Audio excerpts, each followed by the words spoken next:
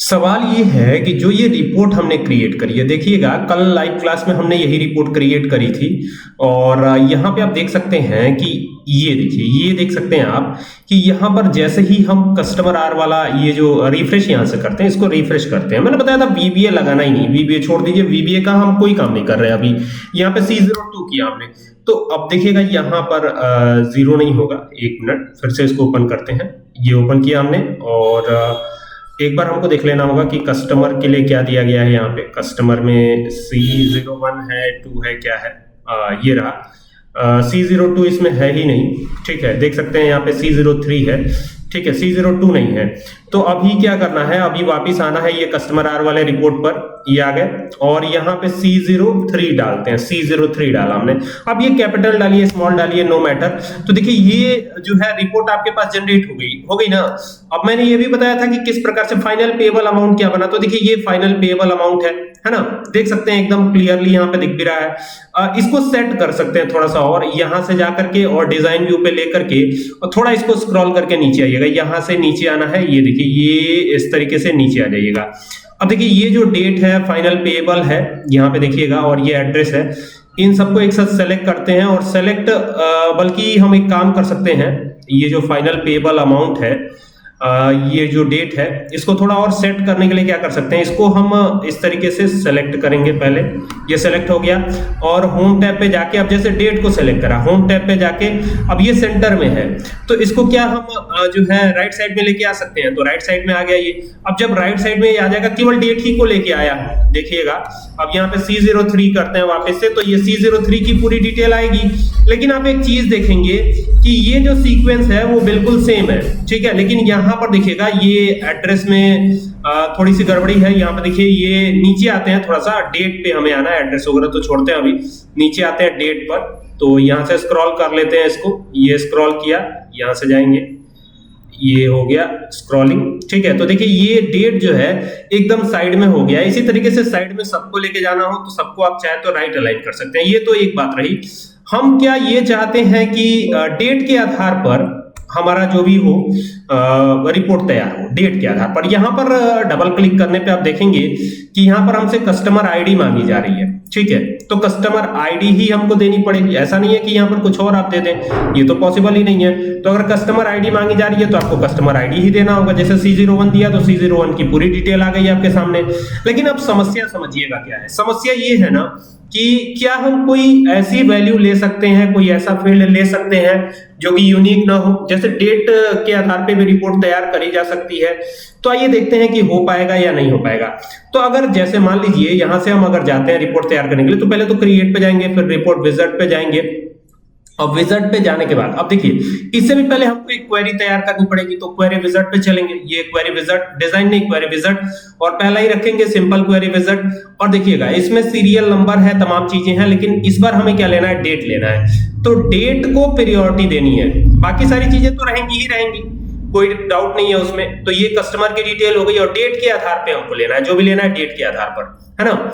तो अब serial number यहां से नहीं उठाएंगे हम, सीरियल नंबर को तो यहां से लेंगे हम। तो ये सीरियल नंबर हो गया, नेम ऑफ प्रोडक्ट, प्राइस वगैरह हो गया, टोटल हो गया, डिस्काउंट हो गया, टैक्स हो गया, टोटल पेएबल हो गया, सारा कुछ हो गया। यहां से ओके करिए, ओके हो गया। अब यहां से नेक्स्ट करिए और नेक्स्ट करके अब चूंकि कस्टमर टी क्वेरी बन रही है ये, तो चाहे तो नाम चेंज कर सकते हैं, ठीक है। फिलहाल ये रखते हैं, मॉडिफाई कर देते हैं इसको और यहां से फिनिश कर देते हैं। तो जब फिनिश करेंगे तो ये इस प्रकार से ओपन हो जाएगा। देखिए ये रिलेशनशिप भी बनी हुई है, यहाँ पे देख सकते हैं रिलेशनशिप भी बनी हुई है। अब यहाँ पे कस्टमर टीम में यहाँ पे सबसे पहले डेट आ रहा है। तो अब क्राइटेरिया में जाकर के, ये क्राइटेरिया है, मैं थोड़ा सा जूम भी करता हूं ताकि आपको देखने में सुविधा हो। जूम इन कर देता हूं यहीं से। अब चूंकि ये रिकॉर्डेड वीडियो है तो जूम इन आराम से हो जाएगा इसमें।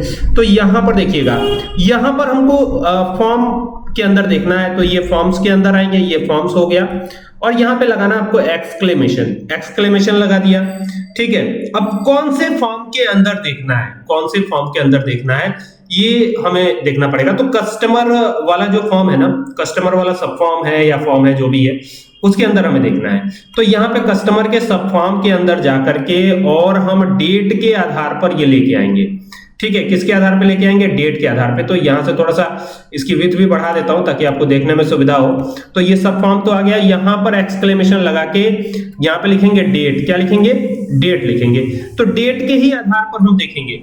तो ये डेट कर दिया और अब इसको सेव करिएगा, इसको रन नहीं करना, सेव करना है। कस्टमर टी क्वेरी के नाम से ये आया हुआ है, यहाँ पे देख सकते हैं ये कस्टमर टी क्वेरी के नाम से आया हुआ है। अब इसको क्लोज कर दीजिएगा।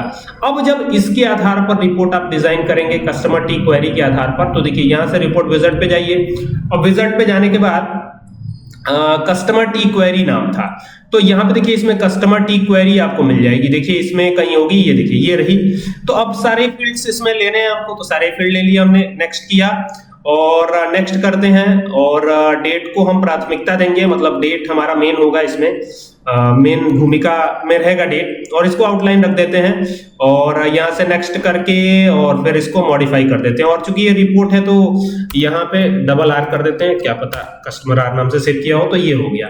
तो अभी जब आप देखेंगे तो यहाँ पे क्लिक करेंगे तो अभी डेट यहाँ पे देना होगा, जो भी डेट है वो डेट यहाँ पे आएगी। तो कल की डेट क्या थी, कल ही के डेट में ये सारी एंट्रीज हुई थी, तो 17/6/2025, तो यहाँ पे लिखा हमने 17/6/2025, ठीक है, एंटर किया। तो यहाँ पे कोई भी चीज नहीं आई है, हमको एक बार फॉर्मेट देखना होगा कि डेट का फॉर्मेट हमने वहां पे रखा क्या है, ठीक है, इसी वजह से कुछ यहाँ पे शो नहीं हो रहा है।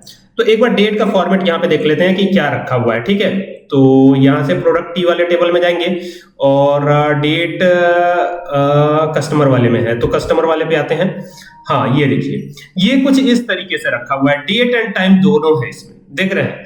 तो अगर हमने नाउ लगाया है तो डेट एंड टाइम दोनों आया हुआ है, तो यहां से इसको पकड़ते हैं और पूरा हमको लेना पड़ेगा, डेट और टाइम दोनों लेना पड़ेगा। अगर नाउ ना लगा करके डेट फंक्शन वहां यूज कर लिया होता तो सिर्फ डेट आता, तो डेट जब आता तो फिर बहुत दिक्कत हमको नहीं होती, ठीक है।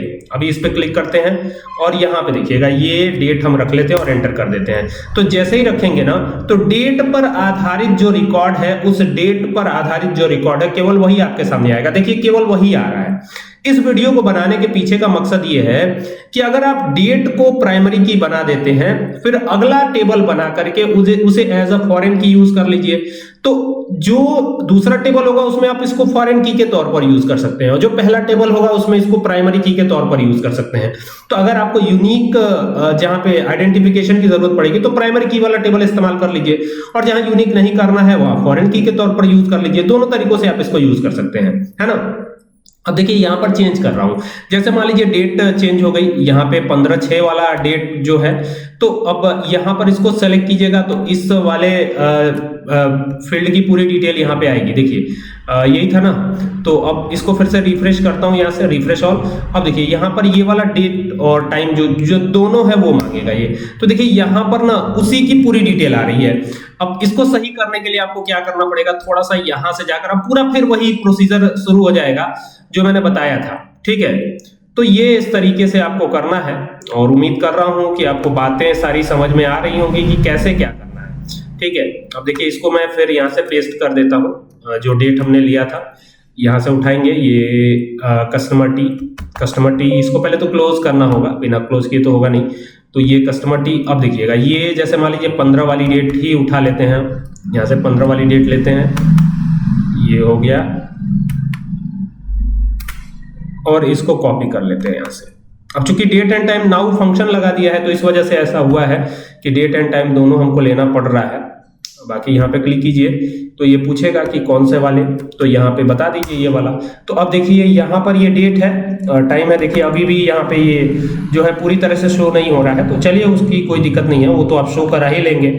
लाइव क्लास से आप डेली जुड़ते ही हैं तो सारी चीजें आपको पता ही होंगी, ठीक है। देखिए सारी चीजें यहाँ पे आ रही हैं, देख रहे हैं सारी चीजें यहाँ पे आ रही हैं। Name of product power cable है, कस्टमर का नाम भी आ रहा है और तमाम डिटेल्स भी आपको शो हो रही हैं। तो डेट के आधार पे भी कर सकते हैं, लेकिन एक चीज याद रखिएगा, डेट को आपको प्राइमरी की के तौर पर यूज करना होगा। यहाँ हमने फॉरेन की किया है, प्राइमरी की नहीं किया है, फॉरेन की किया है। और कस्टमर आईडी के बेस पे करना है तो यहाँ पर तो हमने बनाया ही है कस्टमर आर। देखिए अब यहाँ पे C01 करेंगे तो C01 की पूरी डिटेल आपके सामने आएगी। देखिए अब ये ऐसा नहीं है कि एक प्रोडक्ट अगर इन्होंने परचेज किया है तो सिर्फ एक ही की डिटेल आ रही है, नहीं, जितने प्रोडक्ट ये परचेज करेंगे वो सारी डिटेल इसमें इंक्लूड हो जाएगी। देखिए यहाँ पर जो भी प्रोडक्ट ये परचेज करेंगे वो सारी डिटेल इसमें इंक्लूड रहेगी, है ना। तो इस तरीके से आपको काम करना है। आई होप कि आपको बात समझ में आई होगी कि ये किस किस तरीके से होगा। आप यहाँ पे फाइनल पेएबल भी आप देख सकते हैं, सारी चीजें देख सकते हैं, ठीक है। एक जानकारी और देनी है कि शाम को आज लाइव क्लास चलेगी, तो लाइव क्लास से जुड़ना मत भूलिएगा। आज शाम 4:30 बजे, ठीक है, जिस टाइम पे चलता है उसी टाइम पे चलेगा। आज कहीं जाना नहीं है तो आज तो लाइव क्लास चलेगी। और जीएसटी पे बात करेंगे। कल की वीडियो का थंबनेल जीएसटी ही था, लेकिन हम लोग रिपोर्ट में थोड़े उलझ गए थे, तो उसी के कंटिन्यूएशन में आगे बढ़ेंगे और जीएसटी पे बात करेंगे। यानी जो बिलिंग सॉफ्टवेयर हम बनाएंगे वो अब जीएसटी वाला बनाएंगे, कि जीएसटी वाला बिलिंग सॉफ्टवेयर कैसे बनेगा, उसमें जीएसटी की पूरी डिटेल आएगी, कैसे क्या करना है, ठीक है। बाकी वीडियोस तो आपको मिलती रहेंगी, वीडियोस तो आती ही रहेंगी, ठीक है ना। तो चलिए मिलते हैं अब शाम को। Okay, thank you.